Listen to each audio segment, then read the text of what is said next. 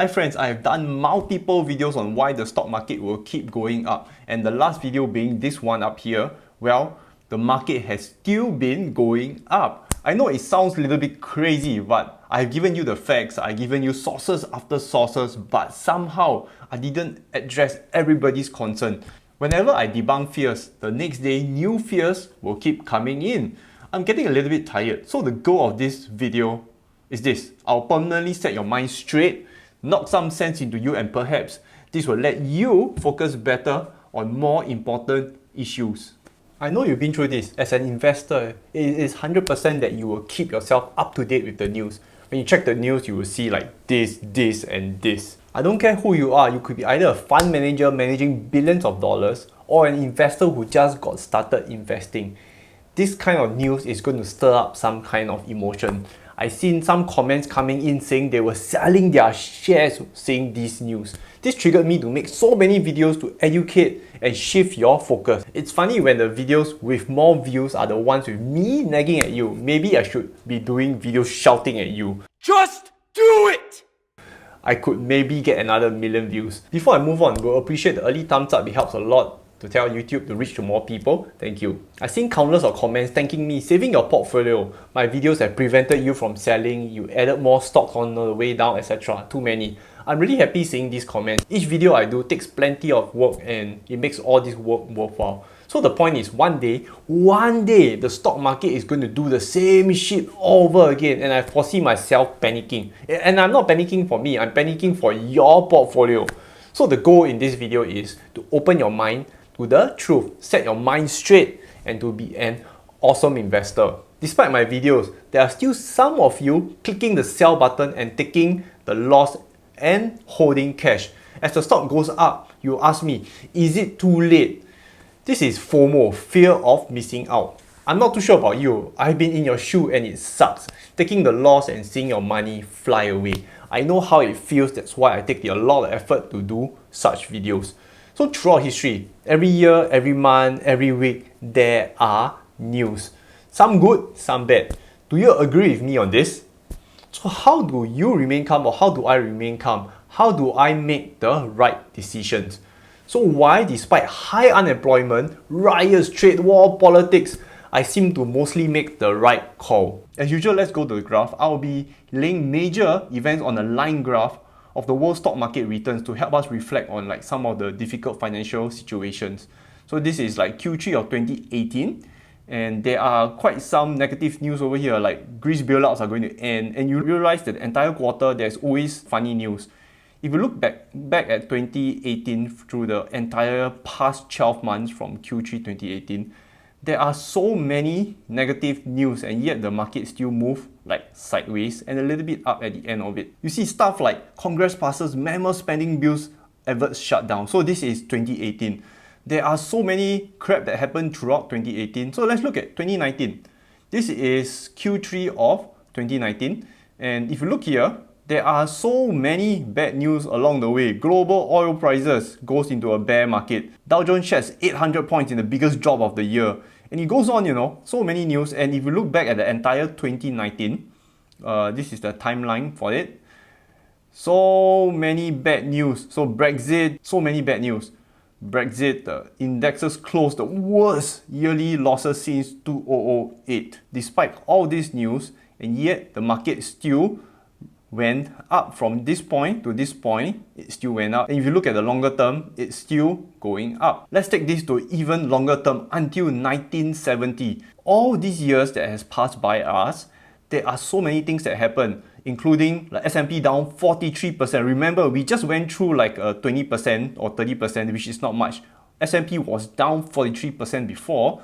There were Black Mondays. These are like the worst shit that happened. Remember the Y2K scare? I lived through that, the dot-com bubble, 9/11. We've been through all this crap, and still the stock market is up here despite all these headlines happening. So if you ask me regarding the recent news, it's nothing new, it's just humans being humans. Looking at the graph, it reflects on some of the difficult financial events that have occurred over the past few decades, like wars, financial crisis, high inflation, significant bear markets like the one I show you, 43% among others.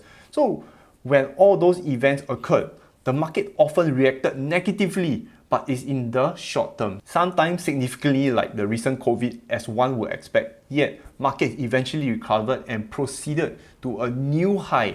So while the stock market often reacts adversely to events in the short term, investors soon recognize the fundamental value of the companies that make up the stock market. After all, if you strip away everything, the stock market is just a bunch of companies. If you don't panic or try to time the markets, as I've been telling you all this while, you'll be well positioned to weather storms over the long term. These headlines do not explain the market returns. Instead, they serve as a reminder that investors should view daily events from a long-term perspective and avoid making investing decisions solely based on the news. The second point I want to cover in this video is how do you look at money, like all the money in the world add up together.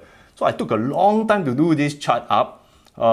These are the sources, I put it up here, you can go and check.